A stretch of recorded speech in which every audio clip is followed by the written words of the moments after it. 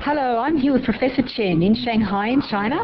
Professor Chen is very esteemed. He has a lot of titles. He's director of the Regional Hospital North Branch ICU Department. He is the president-elect of the China Critical Care Association. He is the chairman of the Shanghai ICU. And he's deputy editor of China Medical ICU magazine as well as the China Microbiology magazine. So I'm very honored to be here with Professor Chen today. Okay, thank you. So it's my pleasure to see you. Yeah, it's a pleasure to be here too. So my questions are around what the policies are in your ICU, in your experience regarding enteral nutrition for your patients, or nutrition in general actually. Yeah, because the nutrition is very important for every critical care patients. And if the patient have the malnutrition, maybe it's a result of the immunological dysfunction, and maybe it's a result resulting in the poor outcome. So for the nutrition support for the every critical patients is very important. Generally speaking, in our hospital or in China, if the patients the gut is can tolerate internal nutrition, maybe the patient we give the patients early nutrition initiated maybe it's 24 hours. Okay.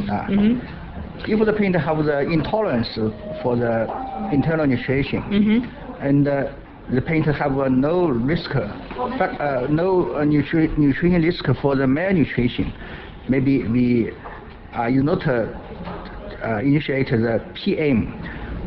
Okay. After the maybe it's how to say that till the 1 week. For 1 week. Okay. For 1 week. And yeah. If the patient have the risk factor for the malnutrition, and then maybe it's, we will early initiate the PN. And how do you assess in your intensive care unit if the patient is suitable for EN or PN? The first is how to say that if the patient's the assessment for the get function, the first is we just how to say that it's measured the intra-abdominal pressure. Intra-abdominal pressure. Yeah, if the IAP is high, maybe it's for internal nutrition intolerance. Yeah. So maybe we just try. Also, if the IAP is not really high, maybe we try a little by little, and step by step, and for the internal nutrition. But if the patient can't tolerate the internal nutrition, maybe the patient have the malnutrition risk. Maybe we start the offset the PM. Okay. Yeah. So because for the critical care patient, if the patient is more severe and maybe it's easily intolerate the internal nutrition. So the primary disease is treat the primary disease is very important, such as maybe the patient suffered from the sepsis. Maybe the sepsis management is very important for the patients, because if the sepsis is continuous, maybe the how to say the EM intolerance maybe is also continuous. So stop the sepsis pathophysiological process is very important for the nutrition support, I think. So it sounds like it's a very individual approach in the ICU. And you said, though, nevertheless, you try and start them within 24 hours, which is what we see also in other parts of the world. So, as your incoming chairman to the Chinese Society, what are the biggest challenges you see, or what would you like to achieve in regards of nutrition to your colleagues that working in intensive care? Are there any messages you'd like to see delivered, or any goals you'd like to see achieved in your role? As you know, in China, and China is a very big country. Yes. So from the east to west. Yes. From the south to north. Yes.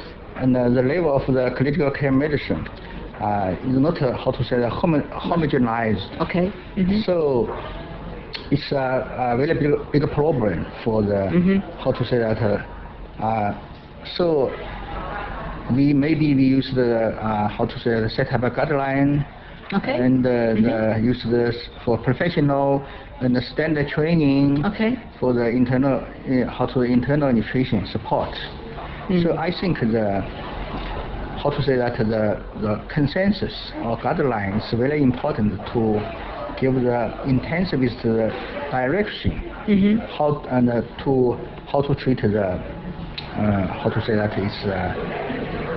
nutrition intolerance patients. I think we've seen in the recent SPEN guidelines last year that the ASPEN guidelines, the American guidelines and the European guidelines, are coming a bit closer in what they're advising. Do you think that'll be the same with the Chinese guidelines? Are you veering more towards a consensus globally with the other geographies? Yeah, because maybe a little bit difference. Okay. Because as you know, for the how to say that for the USA, for the European, and the body weight maybe is a little bit higher than China. Because the Chinese is a little bit small, and the body weight is a little bit lower. So maybe the protein and energy requirements are not the same. Yeah, as you know, because for aspirin or the aspirin recommended that if the patient have the gastric residue volume more than 500, maybe he can't tolerate internal nutrition. But in China, maybe because the people is a little bit small and the body weight is a little bit lower, so you can't tolerate 500. So maybe in China is more than 250 would be the number. Yeah. So you have a lot to do by the sound of it. Yeah. So maybe it's a little bit difference from China, from Western countries, because of the people is quite different. Yeah. So you could follow. It sounds as though the structure is there for you to follow, but the details and the numbers could vary quite a lot for the Chinese guidelines. Yeah. So hot set is nowadays because the epidemiology for the critical illness patients in China, we have no data. No have data, no have enough evidence to support many ideas. So maybe it's more challenging for the as the chairman of the CSCCM. Maybe it's do more research and maybe in China need more database, more evidence to support some ideas. Well, that's something you can kick off. So thank you very much for thank you. It's my pleasure. And I'll come back in a year and we have the same discussion and see what has happened with your plans. Okay, thank you. It's been a pleasure. Thank you very much. Yeah.